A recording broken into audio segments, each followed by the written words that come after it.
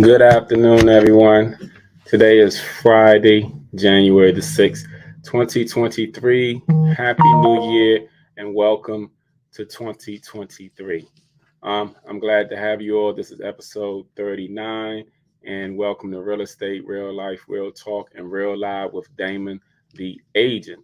And as you'll always know, I always like to start my show with real estate information, and then I get into other topics and subjects, and sometimes I even have a business spotlight.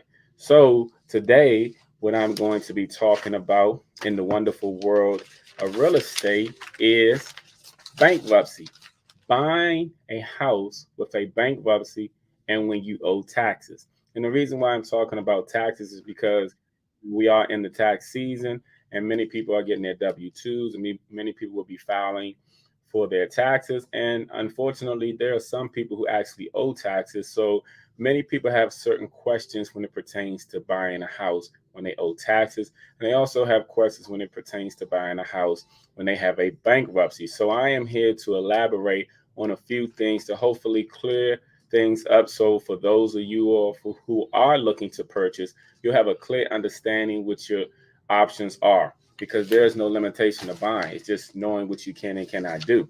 So when it pertains to bankruptcies, let's begin. Chapter 7. Now, many people who do file bankruptcy tend to file Chapter 7 bankruptcy.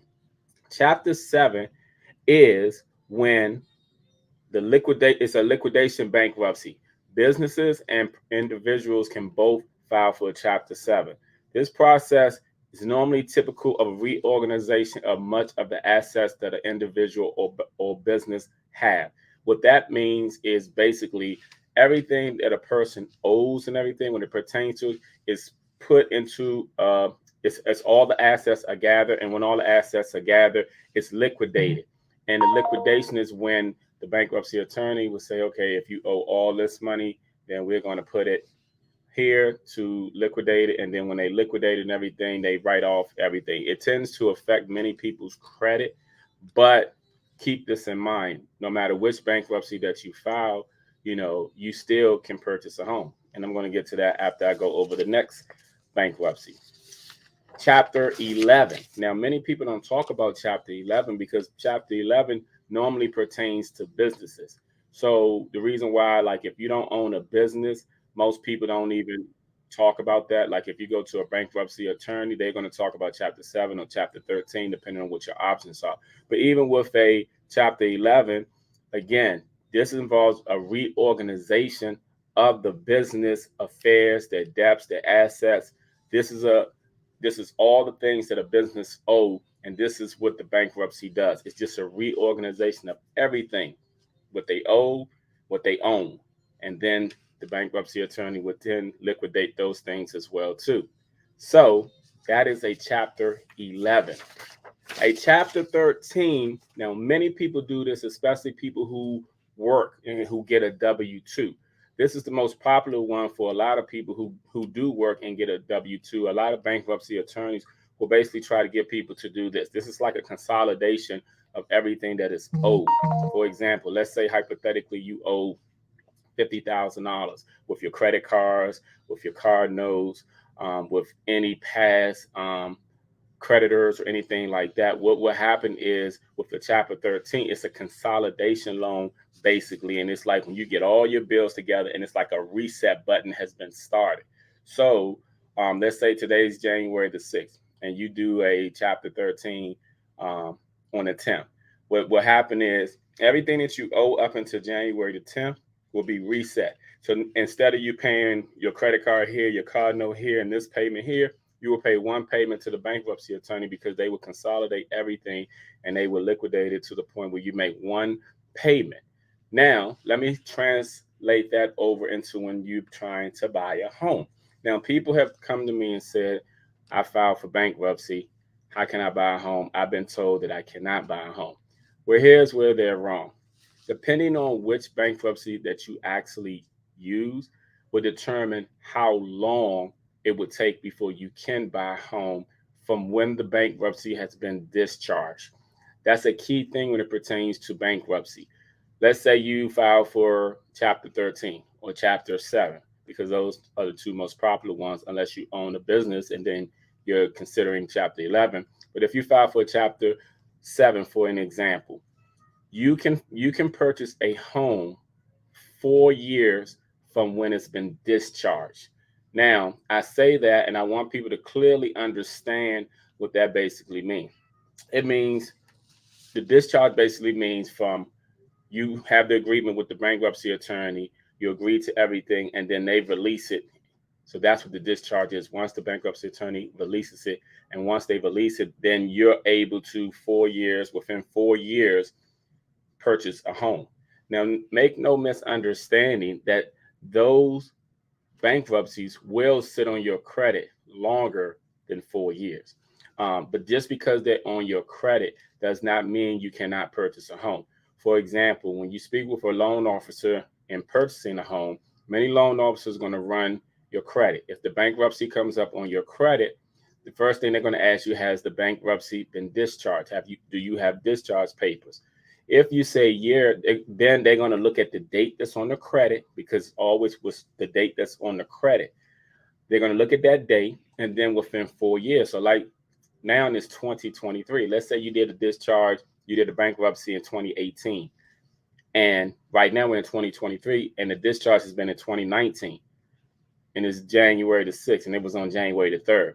You have 4 years. So you're cleared to purchase a home. Now that discharge is the bankruptcy is going to sit on your credit report. Now it sits on your credit report for roughly 7 years. Let me get the clarity on that, on which one is which. Okay. Yeah. Chapter 13 bankruptcy would stick around on your credit report for 7 years. A Chapter 7 will remain on your credit report for 10 years. So keep in mind, just because it's on your credit report does not mean you cannot purchase a home. You just have to have a clear understanding of the discharge. Once you have the discharge papers and it has been discharged 4 years, then you can purchase a home, whether you get a Chapter 7 or Chapter 13. Chapter 11 normally pertains to businesses. So I just want people to have a clear understanding when it pertains to the bankruptcies. Now, let's talk about taxes. Now, we're in tax season right now, where many people are going to be filing taxes. A lot of times people get their income, their tax returns, and they use that as their down payment or closing costs when it pertains to buying a house. Now, there have been some people who have asked the question, what if I owe taxes? Can I still buy a house? And the answer to that is yes, if, I'll make this clear, if you have a payment plan in place. If you have a payment plan in place with the local, state, or even with the federal government, lenders will most likely approve you for the loan. They have to see the payment plan. You have to understand that one of the reasons that taxes are always asked when you're purchasing a home, most lenders want to see your last 2 tax returns. They want to see this, and this is because Uncle Sam wants to make sure they get their money before you get a house. So if you have a payment plan in place, you can still purchase a home. But it has to be current. Your payment plan has to be current. It has to be in place, and all those documentations must be presented and sent over to the lender for them to verify that, because they have to submit everything to which is called the underwriting team, and the underwriting team has to clear everything. And these are certain guidelines that have been sent over to them from the government. So again, you can purchase a home if you owe taxes. You just have to have a payment plan in place, and you have to be current on your payment plan. So I hope that is a clear understanding to let you all know that whether you have a bankruptcy or whether or not you owe taxes, that you still can purchase a home. Like I said at the beginning of this, there are many ways to purchase a home. It's just having a clear cut and understanding. If you're ready, willing, and able, I'm the type of person that's able, willing, and ready to show you what it is that you need to do in order to purchase the home that you want. So I hope I made that clear understanding when it pertains to the bankruptcy or when it pertains to owing taxes. Hold on for 1 second. I shall be right back.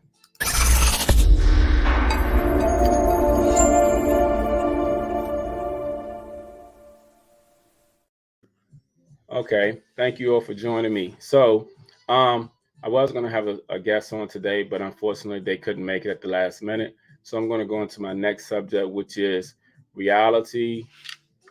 Hold on one second, which is social media versus reality. I just want to touch briefly on that because I was holding a conversation with a good friend of mine recently, and we were just talking about a lot of things. And one of the things was brought up was the false illusion what's on the internet.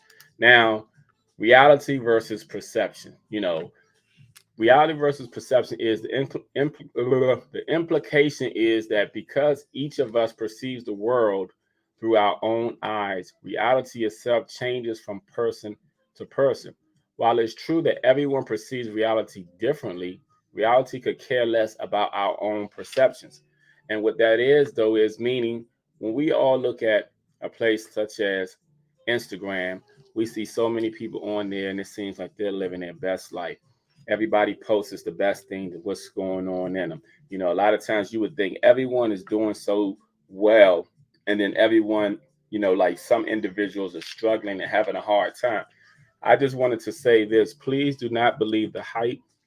Please do not get caught up what you see online, because sometimes people tend to compare their lives to what they see online, and then sometimes people become depressed because they're wishing and hoping that that was them, not knowing that a lot of things that are online are really false and fake.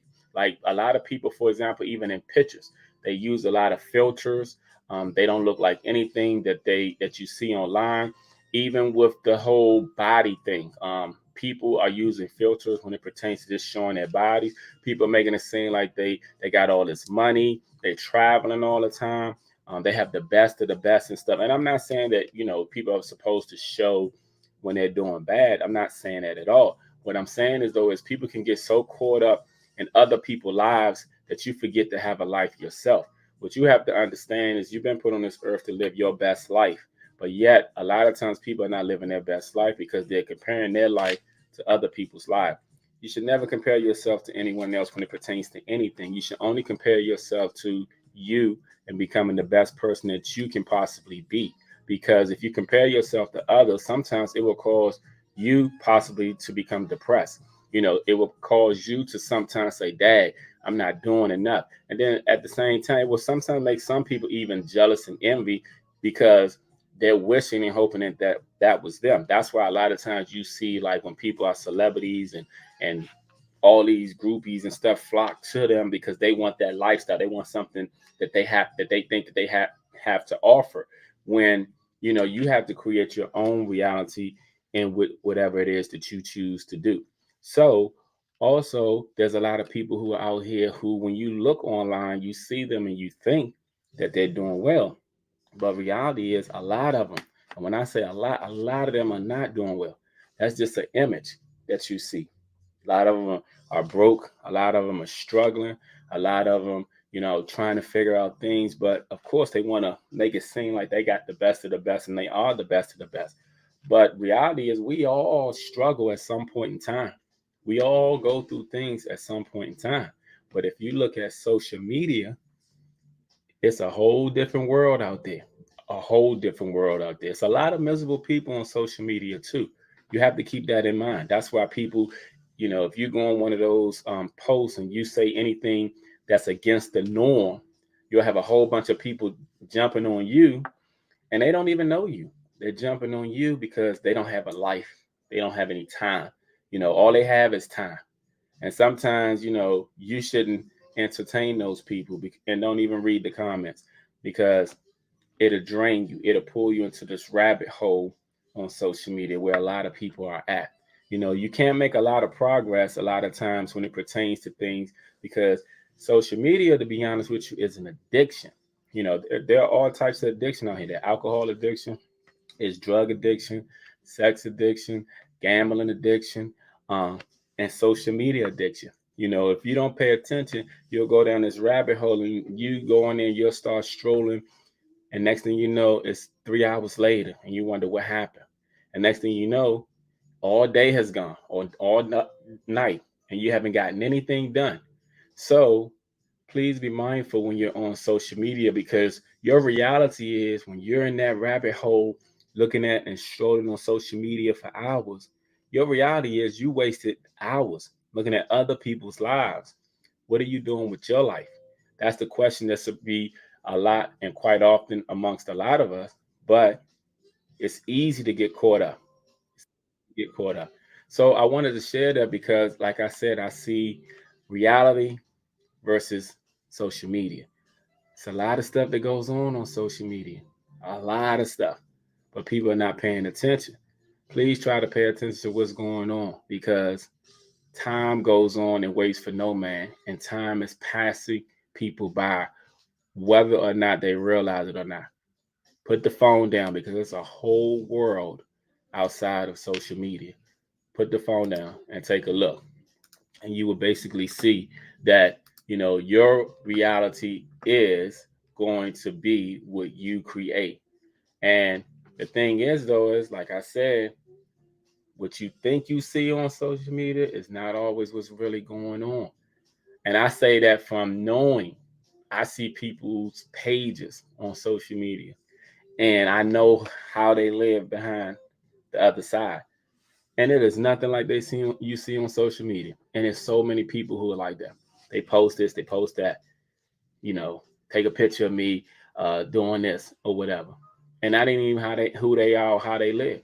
So focus on your reality, because your reality is what really matters. Social media, it has its plus and its minuses. But at the same time, depends on what it's used for. It can either do you good or it can do you bad. And unfortunately, it's doing a lot of people bad out here. And the other good thing is it's doing a lot of people good too. So make the most of it while you can. So I just wanted to elaborate on that too, because I see people getting caught up in the hype. They get caught up in the hype. And I really want people to focus more so in 2023, their reality, their life, not what they see online. Because whatever's going on wherever you at, that's your reality. You can go on social media right now, and whatever you see, is what you see. But again, you'll pick the phone up, and next thing you know, it's 5 hours later. What did you do in that 5 hours? Did you accomplish anything positive for you? Because unless you're getting paid to stroll on social media, it's really draining you, you know. So I really want to elaborate on that to get people to fully understand and to think about what they're doing with their time, because time is steady moving. It's steady moving, steady moving. But what are you doing? Are you being productive? Are you making the most of your time, or are you wasting time looking at everybody's life? While you looking at everybody else's life, what's going on with your life? Think about it. So I wanted to elaborate on that as well. So let me come back with a recap.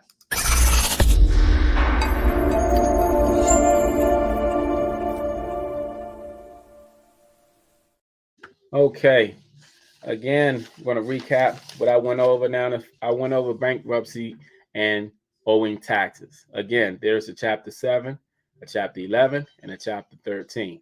The chapter 13 is basically a lot of times for wage earners. It's a simplified version of consolidating all of what they owe, throwing in the banks in the bankruptcy, and resetting everything as far as starting over to help people get a fresh start. So the 13 is very convenient and it's very good for a lot of people to use if you're considering it. If you feel like you can't play catch up with your bills and you need to start over, but just understand when you do that chapter 13, you're going to have to give up all your credit cards or whatever. So they're not going to allow you to keep your credit cards during a bankruptcy. Chapter 11, like I mentioned, is for mainly businesses to, liquidate all of their assets and everything that they owe all together. So if you're a business owner, it would be a good resource to look into, And then also with the chapter 7, like I said, it's when you, with all of your earnings, with all your debt and everything, they put it all together, they liquidate that as well. And then when it pertains to buying a home, you can buy a home 4 years from discharge. So normally your bankruptcy attorney would tell you when the discharge would occur. And then 4 years from discharge, you can actually purchase a home, but the bankruptcy will sit on your credit for 7 to 10 years. If it's a chapter 13, it will sit on your credit for 7 years. If it's a Chapter 7, it will sit on your credit report for 10 years, and 10 years from the date of when it was last discharged. And also talking about owing taxes. Again, you can purchase a home if you owe taxes as long as you have a payment plan in place and that you're current on your payment plan. If you have this payment plan, you can still purchase a home even if you owe taxes. Uncle Sam and your state government wants to make sure that they get their money. So do not let owing taxes hinder you from purchasing a home. Just make sure you put a payment plan in place. And then when it pertains to reality versus social media, understand everything you see is not what it appears to be. Everything that glitter isn't gold. So everything that you think you see on social media, understand some of it is an illusion. An illusion. Whatever you do in your life, that's reality. Whatever you want in your life, you can do, and then you can post. But don't think people even when you see people on there taking these thousands of trips, you don't understand they going broke behind closed door. They taking a trip every 3 months, and then they struggling begging for money all the time from other people. That's some of the things you don't see. So reality versus social media. Don't get caught up in the rabbit hole of social media, because what happens on social media is what people post. But everything that people post ain't what it posts to be. It's not reality. It's just what they post. People use filter all the time when they take pictures. And and Snapchat is very popular for that. I really don't like Snapchat, because I think what Snapchat does is it gives a lot of people a false illusion of them looking better than what they actually look. So it gives them these filters that makes them look better. So people tend to see themselves in these filters looking better. Then they want to take pictures with them. Then they want to post them. And then you think it's a model. So for the fellows who are in the ladies' inboxes, and then you try to go on a date with her, and you go on a date with her, you thought she was a model, and then you meet her in person, and you see that she's not a model, because you've been, what they say, catfish. But either way, I'm just saying, create your own reality. Don't get caught up in the hype on social media. Understand your reality is what you make it. But do enjoy social media, because there are a lot of positive things that come from it. So I just wanted people to reflect on that today. And also, please check out my website, damontheagent.com. Next week, I'm going to be giving an update on interest rates. And I'm also going to be talking about scammers, making sure that you don't get scammed. I know plenty of people who've been getting scammed lately, getting their identities taken. So we're going to talk about those things to help prevent those who are, from going through it. And I just want to thank you all again for coming to my show. Tune in every Friday at 12 noon. With his real estate, real life, real talk, and real live, where I talk about real estate, what's going on in the real estate world, talk about real life, we talk about real talk, and it is always real live. And check out my website, damontheagent.com. I will see you all next week. Same time, same station.